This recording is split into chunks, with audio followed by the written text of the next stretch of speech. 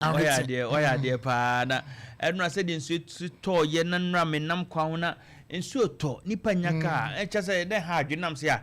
da bi ne ye ne kwa me nkasa say na woda no tie pa na ene ukuada ene ukuo efiada de sa ha adwen kwa na say na no bi de nso so na ha adwen ya efunu no ya deda no wo park so ene nsu to ene wo pese wo mpagya kro mo de fa hene ebi muso etrase na mo beje nsa papa bi no nsu asan kwame free sabrekosi wedding efunu krenso obu na wedding wo de kwame de obi di wachi akoni kwame yen hwese de woda ne tie ene de di animu commander me da say mamencha Opemsuo radio etiefo nyina omo monitor Facebook and all the social media platform 104.7 na ansakra na me nkomo ne be hya no mamencha Opemsuo pemu na nkasa krowura nana me bodi a na masore na mabo mi mu na na metia me kasa we are live on Facebook yes suma sentiment no asante de wa wani tua dada Opemsuo yi ni frimu a enye sense ono na kronu ye ne dia ono na asante ye ne dia commander no kre so na sha sese toto na mpempi no ya na me pese bi kirem kakra amenya little education kakra edru sabre a me bosume eni jumbosume no se na aye twetwe nkomo me ka se akraketo akra wote ne ba because say ya kama na to ni trim say June de dia ensuo no de obeba enka teten kwa na say June July e be to itrim I can say on authority any information ni data me kra say July kra de say o free mo an sa oh yes say July won ka ho bi me wo de September ne October to July ho what me say o mo men sa even September ne October on say makasa yensuo no ye wo Kumasi Ashanti region ye wo Ghana mfimfin especially bunu East ahafoti omo apem antem Asante mantem kwakọ Western of yensuo ne wo mu mienu okay edi kan ba pani no March April May June na July kakra okay July kakra na make an first 1 to 2 weeks okay na watia da na kusukuku no ano be say transition as e ya be mo ti say transition na wo senke ye August no say July no ono so after transition say the free no first one na nke okransuo no June July de na nka August ay fupe no fe bosuo na say commander hu bosuo kra che won say hu bosuo ache bosuo free akese no hunu na no sa pepepe enti yenso no na che say o breaki ana September October so to bekuma no ono so ahyase na che so no so atawura November kakra na epebe na ahyase akosinti that has been the cycle enti no say yenso no asesa kakra ensa meka with data we share last year for the past 4 years September and October in sure o ma produce o Asante memu ani Kumasi no o kan wa June July May and April bom kra na yes ultimo say yenya sa volume no I will have 4 months ni 2 months me no we dia na say 2 months no mo mo dem pa say not mo betimi recall data impo no ensu yiri fan cro 4 years we say we hwe mo pa nka September October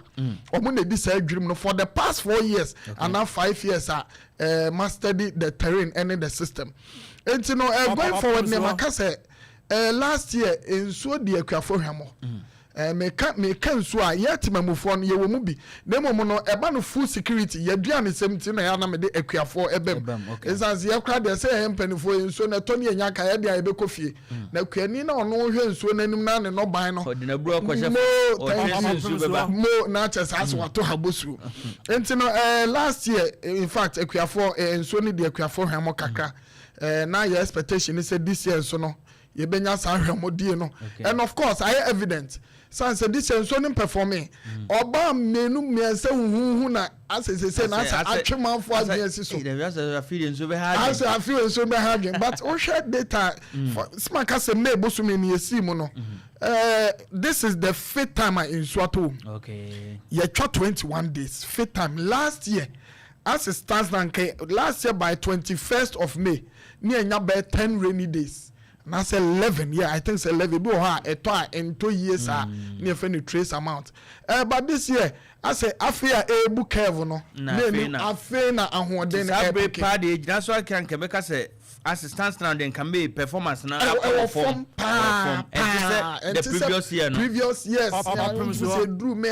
in April for you so bosumeno. Now Quashas and we Google to drew me now one then a man home so. But in said June dear, and now dear June would disappoint me. San say July and disappointed June dear, now dear would disappoint. Going forward in there, Macase. Sesia no enra yenya subrane ba kuma ne be fam nyame adoma impona na kra na me office kwa na say big force me ba na me monitor system bi kaka ba na come as system na e be fa oboas area but there's a likelihood so won say me yakọ bi me officer yes o her phone yeah me check data or more transmitting normally data near transmitted called the central forecast office into na me person me how the data is faring. The way our systems developed they are some part of Kumasi or manya bikaka but enye gidigidi say normally say so not to gidigidia o dissipate and so jam wodi ni nyina gu waba no ho tin this we na sa ba no wasa hye yeso to na nya do hu bia commander enso na e wo form an no an kosoro na sa ba form. You school church yes, hydrological cycle. No, what now vapor no rise condensing. Oh, commander, okay, was an answer, man, my dear. No, my vein. Oh, yeah, super fantastic. It's in the sanction of my one of course, now, Saba form. It's in going for the animal say. A sign of good omen. Osha baby a curve no. Yes, na ye babe boy red jum with it. Not just a man for Jum de be say. Sanso na kuafo the baby say na baby ye you. Kweni na ni no. Na do no plan na we dey na say na ye no. Abusu apanyu bo fu den yes. Saturday crowd no one person be bo na ni crowd na campus wato. San say ne sa body ni ehu hia no. Aha. Eti kwa mana yehwe no se nso ni de pempenso adu ni de obu curve na obu curve no ade ba ko ni enya se obetonto ato so te se de manfo hu no maka so ready na bedi hwamo kakra wo de toto previous years nti de obe ni se ogada hode na oto beto den so ogada no miem aha nti omiem dia na cha so betena ne to so for be few days be 3 days no asade ahyehyɛ but o hetete na nkene obeto kakra ade cha obi obetimi amiem the next day obese wajeje mu kakra sa mo partners climate changes in existence and they can want them no and no nti heavy torrential rainfall but less frequent but no so e dig dream pa yi aha nti no so oto and no hwe nsu a eto ya oh yes around 12 so can as energy no yeah and you do an airline industry no so so airline na madwuma ba ku bi mo ne rely on the airline because na man for e ba Kumasi through yes now, programs in there do this time say what that not affecting because what that need heavy side na mo flight ma yes and na o man so ayen yelu because oh yeah because say why show program better but I realize say Kumasi an kasa to bia mo ya ade o say mutimi nya na accurate enene bia ba wo ba bia na what that timi sesa at any time Kumasi yes o betimi aka senso entone bibia kire nso senso nto ebe kwa nwe na asesa enye omo photo Kumasi bibia Kumasi is in the forest zone some mawo Accra mawo Takrade wo hwe ocean Takrade Accra so ye be ocean land interaction wo ba Kumasi ye mepo no sa enti no ye dey forest enti enu na forest na ye degrading no yes say garden city na free ho can't it nanka Kumasi nyunyunyu kama asampa na makofa ba mabo asem so baba Asante region nananum a mo awie wakofa ba nananum a madaro commander nananum binuma mo atena ho no mo ayenhwe ha because maka me se chamfan ne excavator na nya envelope ni abobo ahye botom ye twade ye edinam krom ho no mo kohye kwa enu mo hunu wuntimi nkase wunnim ana wa hunu unit committee members amuti krom o manfo amuti krom no munim mo munwe mekase ye hu se excavator akoshe forest excavator enye envelope na abobo ahye botom tinananum binum a mo ayenhwe ha ma galamse ye tu say yensa se twen kwaye no wo de wotu ahimfie wa na nsu abeboa bewura ho sabre no na chacha nyina fakọ wonso ye hono nso na ye ro chacha wa ya tu wo be man nsu atu yo and to commander and no cre and titam bia ya na me ne atiefo twetwe koma me ye mfato ho e mo mani da mo so mfato a me ye ne say enka se ukwa krase na ukwa fuom kra na eyawia uwura mu a unse honyunyunyu bo se wo do na nsan keka nwura no kana se ensuo ye na nkasa bre ma unya nwa thank you I say enwa fa se mbre ne nwa ne de se de o mafi enti no sanu mani nyina ka ho na ama ensuo no ene climate change aka se makase kwa de nki nimu ntintima sa enka ye advanced world omo wo amanone Russia India omo na yana na ye no ye dua enu ase na be ya nsunsuanso ne ma yesupi enti no commander medical can say antoto ye no me ya na chese nsuo de tambia ye be kan wasem ti no going forward ne de jumbo so me no ye be hwe ne mu say nsuo no nya de obedi hwamo obeba pa obeba pa bebe torrential na to gidi no atena ne to so for e wa no otona be na anu na nsakra ne nsuo ntoi okra ne ko na otwe na thank you na sa no sister oba sa pepe senti no ya nananom kwa no munim se ewia we ye boy de enso beto traditional way of forecasting e wo but se obetimi ehu awia no so no boa onfa nsuo ma enti no wo de wani koto so se o na sa enti climate change ewia masesa ne bobre enu nti na e wo se entoto e wo se ye toto ne de impact anase sunsanso a ebenya e wo so no ye te so se ne be ya yenso ye dada asitine mu no bibia ebekoye amaye asa na for we ko yenhwe nano de si won kran torrential reminim se asa fu nkranfo mu se de menkase fu mu se ma monka ye na menyini se omo dadwene se sei na ebe asa almost half of a crowd they were underwater. Yes no commander normally the area say when nsuo bi ahyehe especially this time dem no mbedi nkomo pa say me kwanka me ka say meta stress obeba pa especially everything am bisa say awia de awia woni problem ho na yana storms ne ehyehe no na de kwanyumre ntine tambia metimi am monitor storms a ye won say no I was say eti for down pa yes yana nsuo hyehe me de image bi sende Jamfi okay Jamfi said the image na me say who say various times in front to screen so na mo Facebook na mo hebi na bia brush bia ho storm we na me ka ho say me eno ade hiti Kumase ena Ghana fa na nyina obi anya ne chefa okay so who share say say betwa join on Facebook the kafa me 60 de no eto me so 659 yes okay. 659 yes, no 7 and 659 we yan hebe bia storm na wadru sesi a and 659 baby ana storm na dun se no nyame Kumase no nyame we no wasting region yes call 4 okay we ba ko bi 440 something okay storm we am no can say commander you know okay na every Nigeria na eba anopa no na me monitor Nigeria eba that means storm na bedru ha no intino yes intino 84 to 6 tina ebo kokompe na eba yes abre na to beni ho to yes o movie yenso na ehye free apuye no aba atoye it's a bad distance obe free Cote d'Ivoire aba hit Ghana titambia no bo se butie nkomode ma so enso bi ehye free Togo Lagos ne bit enti enso hit as at 4:45 on na we afa na no nam Togo and na Togo for almost Togo don't say home the entire country no going forward sa storm see and I say ensuo am from jampantrudu di akire ntinu ye hu bibi sa so asoko mo heavy and you say as I got that big judwa some white yes tina say ensuo no going forward no and Togo for brave oh yeah no ntinu ensuo na be hiti e bia ne na ba anwumre 850 a bedru Kumase a producer editor so mami bisa we e won say free to go by etimi ba say na say free Nigeria ba ebetuma bedu Ghana na hoden aswati uti anyen so no de hoden kro twemo Cote d'Ivoire so we twemo Cote d'Ivoire intina so njaye kra de wanya say Sheffield Cameroonian mountains so na ba ya na hoden otimi wu no asa hyehyɛ foforo sɛ awia no wɔ mu pa nti otimi no ahyehyɛ foforo tie na as at 850 afa na adru Kumase a nti no we obetwam akɔ western of nti sɛ the entire country nyina no Obiara nya nsuo no bi. Yes, also gidi pa yeah, what you say. Going forward we will be seeing similar situations. And internet say we should be expecting more rains.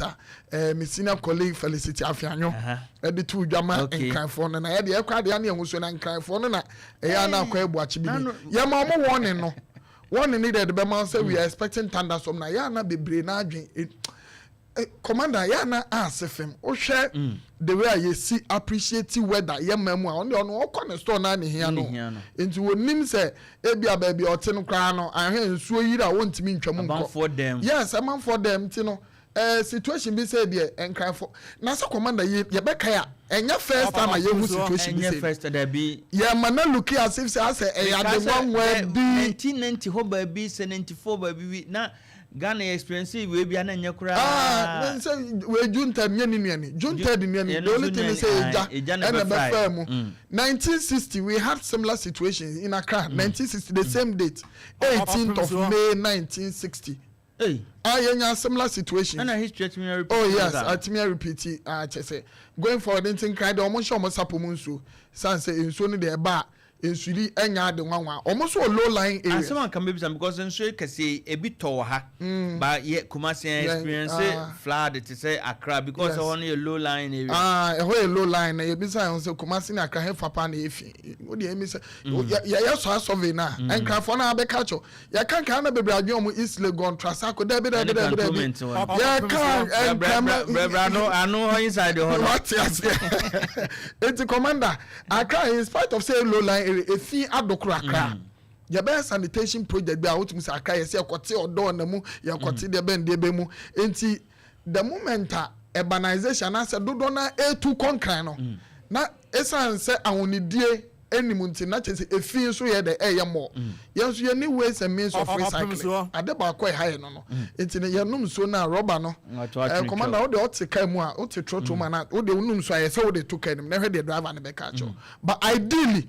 sana was enke token even a bin wo kan ma ana say token driver no kodu fie no opraka ni ma no anya ba bi de agu enso ne da bi onum so na no ato fama bo na kwose gata ni mu enso twifa ekwa na akwochoki ba bi kra de enkran so ni to na fe no bia fa no ball a o hwegum na fridge nyina Kumasi aya sati hu bi ekokopem a be ba yes e do hu so so be ba hu mo Facebook is so you see the aftermath of rain bia eyefi commander every aftermath of rain whether Kumasi whether Accra bia no so to na chira de bia e rubber na chira de bia plastics a che say sa no ma we de ebedi enya sa akopim say be say agent say commander every year me no ba betina studio e be say be similar situations once ma but yeah climate change so free me the time make us an say so commander ensuo to steadily or to kakra no or to be 5 hours kwa ensuo nyiri sanse benya kwan anono masase no but say ensuo to gidigidi for a short period enya kwanya no enno no masase no internet say o say susan na eba tin e flash floods to all these situations are flash floods I just say enya kwan enno no masase no ye be say o say eno so na wo kwan fa so ba see ya be koyenim urbanization until baby a be tile baby a be total baby a be pavement baby a wasan ka anwe bia na say bia grass bi na nka absorb and these are ade amanfo adwen ko so bi fie na so to nyata so nsuo ni nya baby nwura aska enkwa asase na se enti we mu nyina so e contribute enti ni aka che engineers ne so mo so nye too many storm drains sanse storm drains nanka eba esuswa ni twa nanka age ansa na we distributing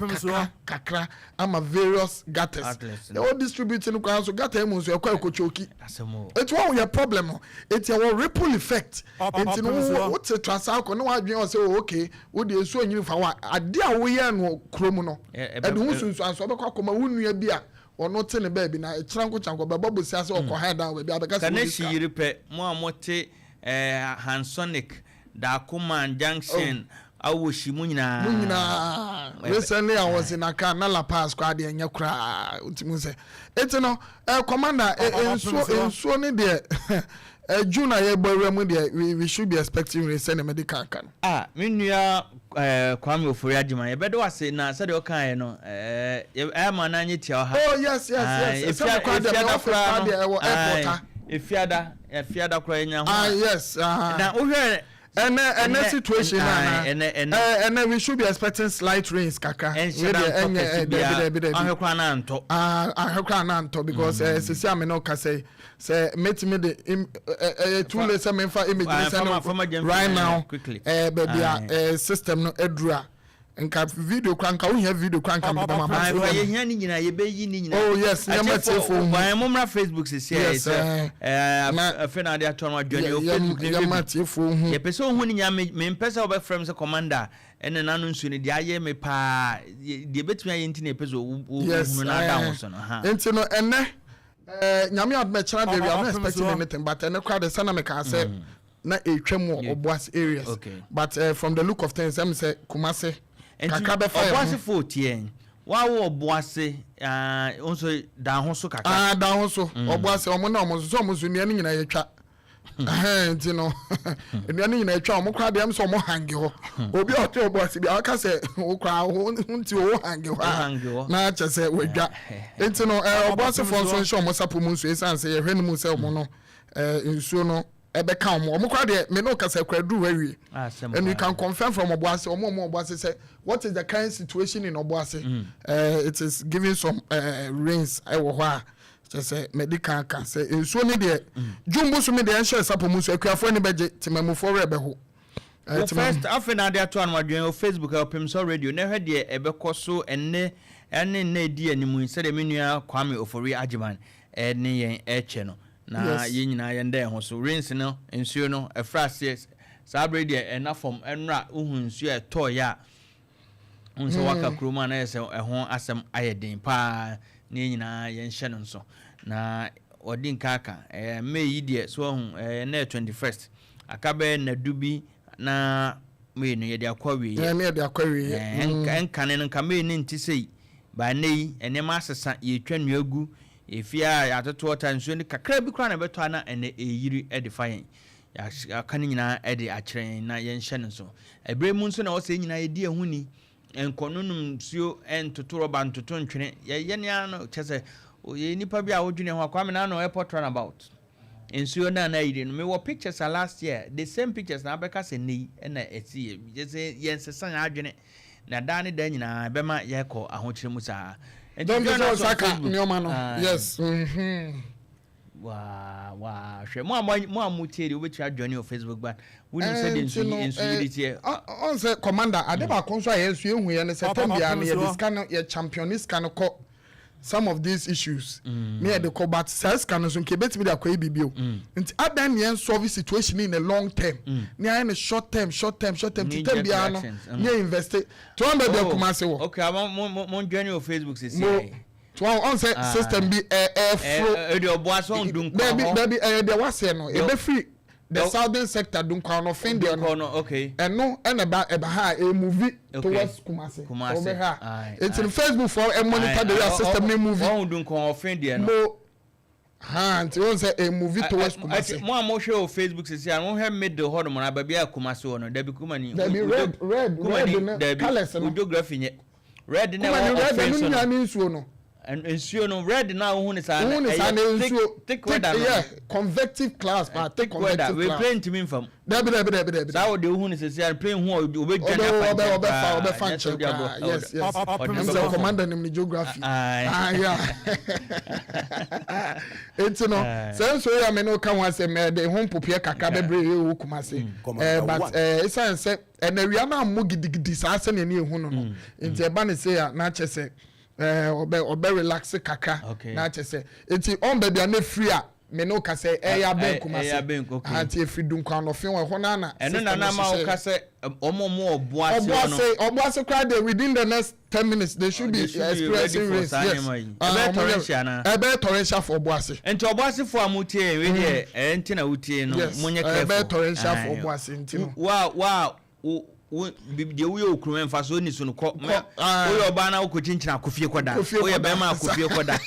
me pay e be torrential for boys into part 2 for enra no Saturday break. It's about similar situations. This is a commander. Manu be enti awa hana me nan so enti awa hano. Na chese going forward. Yama kumasemai adam. Ene ni. Ochirenso beto. Dabi ochirenso ni ho. Friday ni enya ho. Friday ni enya ho boa. Sa ho. Nti echina ewia no be boarding na chese. Friday beto tambe. Friday normally mami nche.